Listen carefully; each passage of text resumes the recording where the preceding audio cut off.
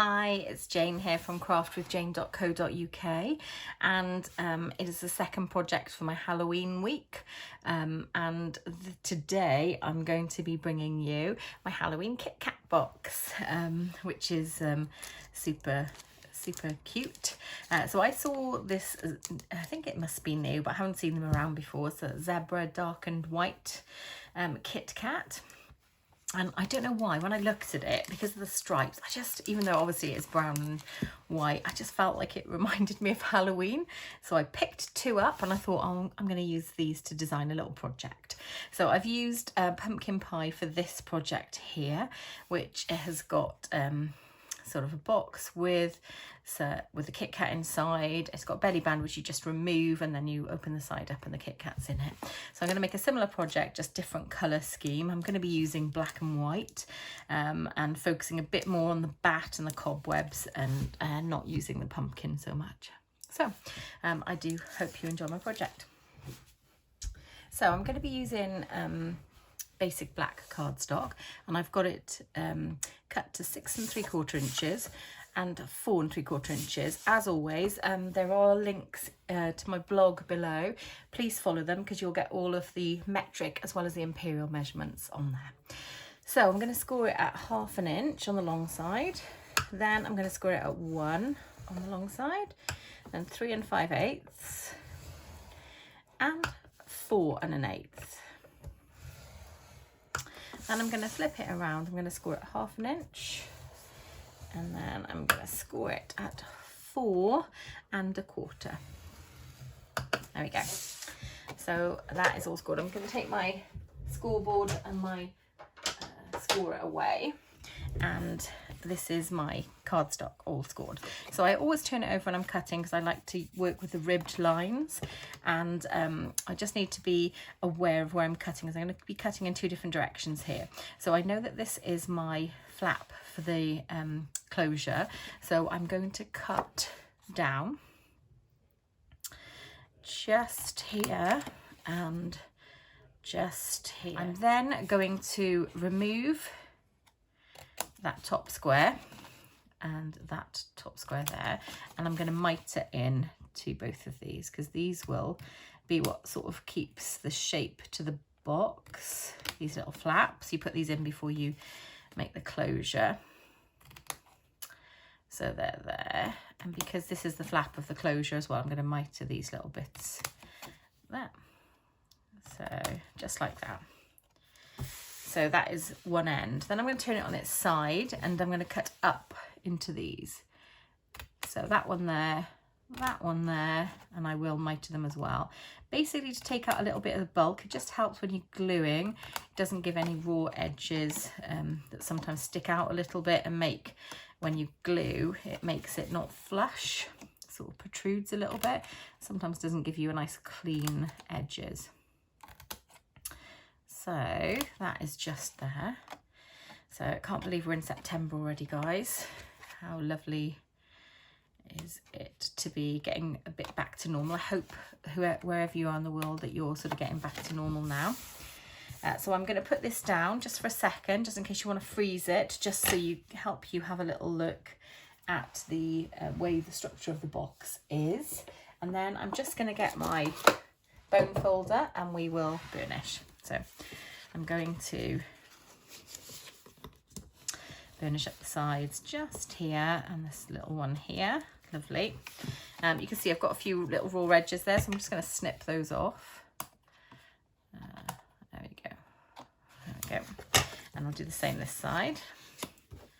So as you're going along, if you notice anything like that, it's worth dealing with it at the time, because then when you come to make your box, I did quite a bit of rough cutting here today. So when you come to make your box, you're not going to have like these straggly bits outside. There you go, that's lovely. So that's there, and then I'm going to burnish just these lines and the box lid. There you go. So that is all there. So now I'm going to assemble. I'm probably going to use my Stampin' Seal Plus. which I do like using for box construction. So I use glue as well, and also tear and tape. But when I'm doing box construction for you guys, I tend to use this because it's a little quicker. So I know that I'm going to be closing it this way. So I'm going to need to cut a little notch out of here just to make it easier to open. So I've got the Stampin' Up! 1/2 inch punch here. And my Stampin' Up! Don't do this anymore. So you can use a larger punch, or you can purchase a small one from quite a few places. So it's very much up to you. So to glue this section, I'm going to be bringing this together with this. Now I know I want that to come in first, and that to go in first, and that to fold over, just to help with that tab just there. So I'm going to glue these two sides here. Oops, sorry. So sometimes you've got to almost visualize how your box is going to close to know which bit you want to go in, which bit you want to be on the outside. So I'm just popping that there, and then I'm going to glue the insides of these as well. Okay. There you go. Super. Okay. So I will start by attaching this to this, just pressing it in, and then the bits that I've glued will sort of form a top, form a nice square top just there. And I'll do the same on this side. So there, lovely. So you can use your bone folder just to make sure it's all nice and secure. Same on this side, lovely. So I'm now going to put my Kit Kat inside. So I'm going to put it in this way, because when it opens up, I want this to be the front of the box. So I'm going to put it in the right way around, and I'll just close it all up. Perfect. So that is your really snug Kit Kat box just there. So for the decoration, because I'm going to need to make this move up and down, so it's like a belly band. I've cut quite a generous size belly band compared to last time, because I love this black and white check. Is it called a buffalo check? I think it's more renowned for being called maybe in the USA and Canada and places like that, but for me it's like a gingham check. So I am gonna use a nice piece, big piece of this DSP, but you could use a slimmer piece, that would be absolutely fine. It's completely up to you. So, but I want it to move because they would need to slide it up and down to access the chocolate. So I'm just sort of lining up where I fancy it being. So I'm sort of happy with it being around here. And then I'm just gonna gently fold it around the box initially, just to sort of, I'm doing a few little lines here just to create my my folds in the paper, and it would still move lovely, just to know where to fold and burnish. So I'm just going to fold with my fingers this time, because I do need it to have a little bit of flexibility. So I've got my sort of edge piece just there, and I'll do the same here. So there we go, just a gentle little crease as opposed to a burnished piece. And then I'll just double check, as you do, make sure it sort of fits snugly, and that's great. Perfect, lovely. Right, so I'm going to glue the front of this one, and I will do the back of this one, and that way I don't get any loose flappy edges. So you just have to be a bit careful when you're putting it on now to make sure that you're sticking the right one down. So I'm going to put this one down first because it's got the glue on the upper side. I'm going to find my middle point where I'm happy, although it should be able to move around a little bit because I need to be able to bring it up and down. And then I'm just going to try and line it up as best I can. So, and then I'll press it down. Lovely. And then it does have a little bit of manoeuvrability, so you can take your belly band off if you need to, and then I'll try and center it up again. So that is just there. So next I'm going to put some ribbon. So I am going to use a beautiful sparkly, this one's quite a dark one, so good for maybe an adult if you were doing like an adult Halloween party. Or you had any parents with their children trick-or-treating, you could give this to the adults, because it has got dark chocolate in it, so some children may not enjoy that as much. So I'm going to use the glittered organdy ribbon in black noir. So this is a beautiful ribbon. So if you can see the sparkle just there, so I apologise for my inky fingers. You can see the sparkle just there. So I'm going to use this and I will tie off to the side. So there we go. We try and get it about halfway, and I'll try to get a nice bow just here. This ribbon's got a little bit of stiffness to it, so actually, although I'm probably not making it look that easy, bow tying should be a little bit easier because it sort of holds itself a bit better.